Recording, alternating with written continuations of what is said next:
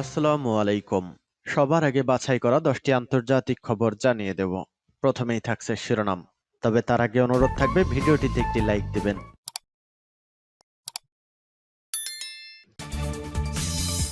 বেজে গেছে বিদায় ঘণ্টার 70 ভাগ ইসরায়েলি নেতানিয়াহুকে চায় না। যুক্তরাষ্ট্রকে যুদ্ধের মাঠে ডাকছে ইয়েমেনের হুতিরা। সিরিয়ায় সশস্ত্র গোষ্ঠীর গাড়িবহরে বিমান হামলা। হাউসিদের ভয়ে মার্কিনীদের সাথে যাচ্ছে না মিত্ররা। রাশিয়ায় বড় ধরনের বিমান হামলা, ইউক্রেনের নিহত 20।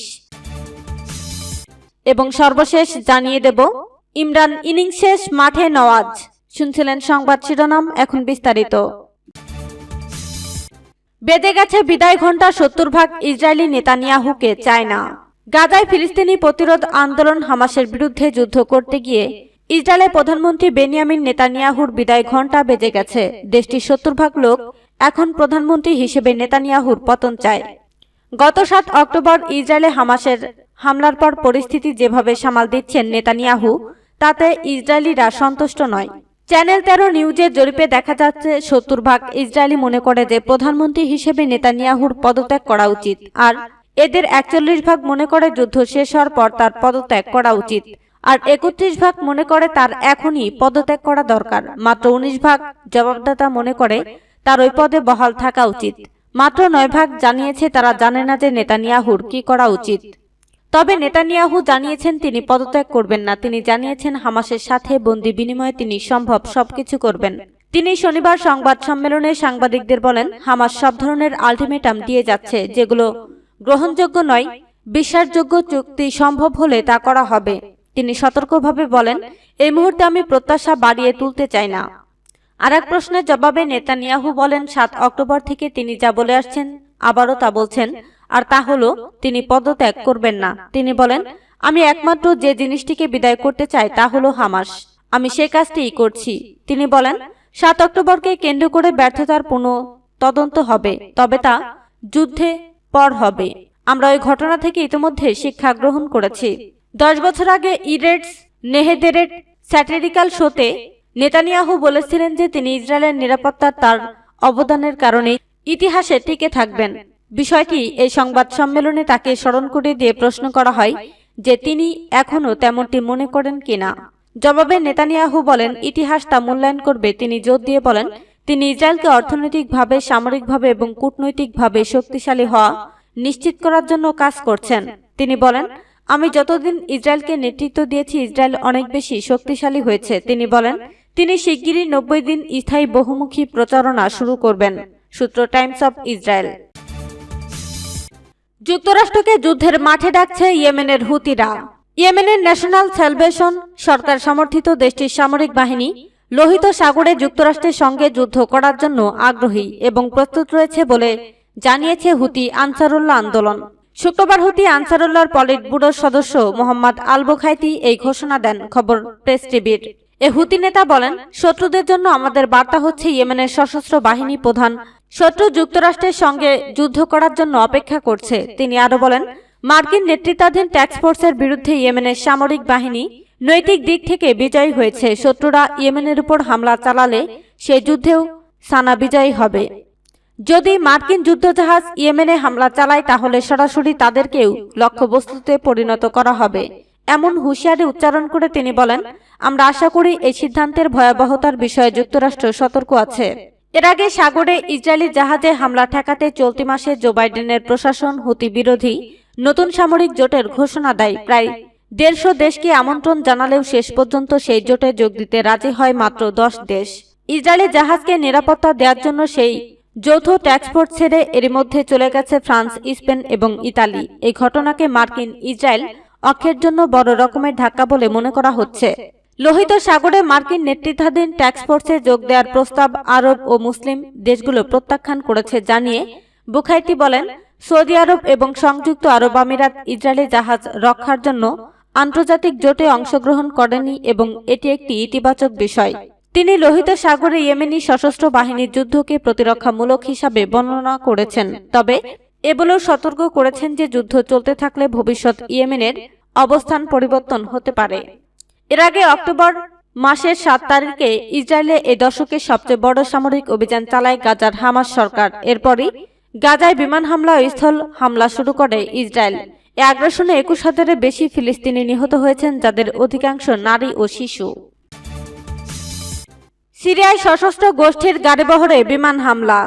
সিরিয়ায় সশস্ত্র গোষ্ঠীর সেনাদের গাড়িবহরে হামলা হয়েছে, এতে বেশ কয়েকজন সেনা নিহত হয়েছেন।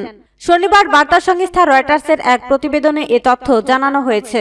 ইরাকের নিরাপত্তা ও সীমান্তের কর্মকর্তারা জানান, সিরিয়ার আলবু কামাল শহরে সশস্ত্র গোষ্ঠীর গাড়িবহর ও আস্তানায় বিমান হামলা হয়েছে। শুক্রবার ইরাকের সঙ্গে কৌশলগত সীমান্তবর্তী এলাকায় এ হামলা হয়।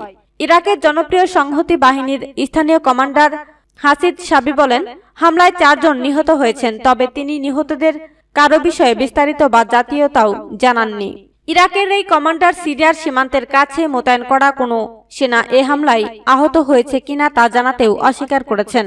সিরিয়ায় সীমান্তের সঙ্গে যোগাযোগ রয়েছে এমন কর্মকর্তা জানান, বিমান হামলায় 8টি ট্রাকের একটি গাড়িবহর লক্ষ্য করা হয়েছে। এর মধ্যে 4টি গাড়ি ধ্বংস হয়ে গেছে। এছাড়া সশস্ত্র গোষ্ঠীটি ব্যবহার করতে এমন 3 ভবনেও হামলা করা হয়েছে।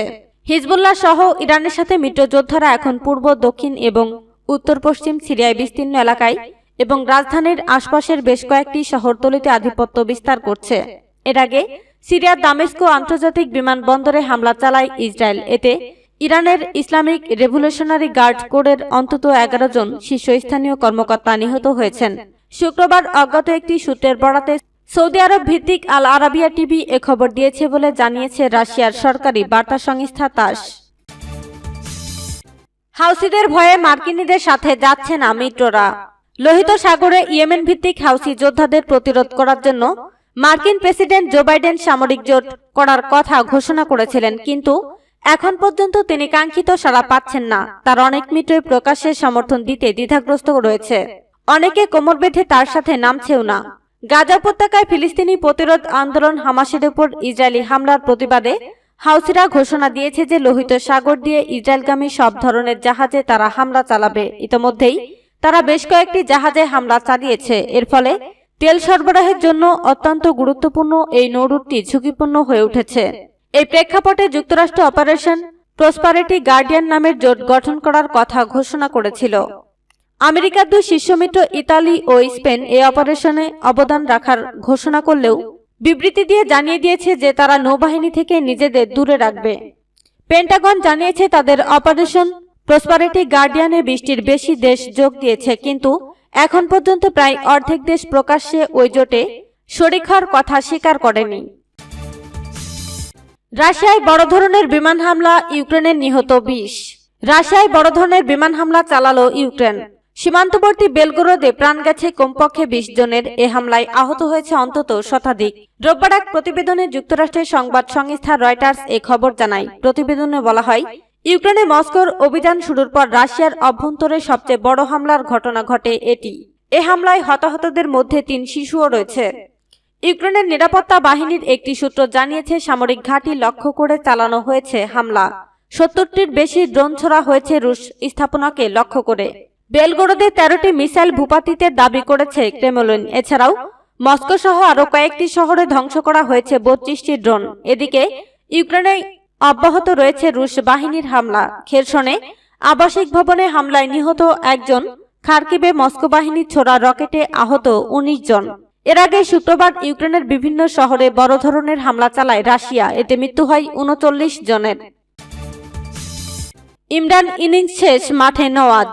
সারা বছরই রাজনৈতিক অস্থিরতায় কাটল পাকিস্তানের সাবেক প্রধানমন্ত্রী ও পাকিস্তান তেহরিক ইনসাফ পার্টির নেতা ইমরান খানের।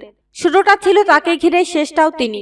পাকিস্তানের 2018 সালের সাধারণ নির্বাচনের মাধ্যমে ক্ষমতায় এসেছিলেন। বিগত নির্বাচনে নয়া পাকিস্তান গড়ার প্রতিশ্রুতি দিয়েছিলেন বিশ্বনন্দিত এই ক্রিকেটার। তবে ক্রিকেট মাঠের 22 গজের বরাবর দুর্দান্ত সফলতা দেখিয়ে আসলেও রাজনীতির ইনিংসে হেরে তিনি এখন জেলে। পরিবর্তে ভোটের মাঠে দাপিয়ে বেড়াচ্ছেন পাকিস্তানের আরেক সাবেক প্রধানমন্ত্রী নওয়াজ শরীফ। আর এতেই উত্তাপেই পুড়ে ছাই ইমরান খানের নয়া পাকিস্তান গড়ার স্বপ্ন। সূত্র ডন, জিও নিউজ। জাতীয় পরিষদে আনা আলোচিত এক অনাস্থা প্রস্তাবে গত বছরের এপ্রিলে ক্ষমতাচ্যুত হয়েছিলেন ইমরান খান।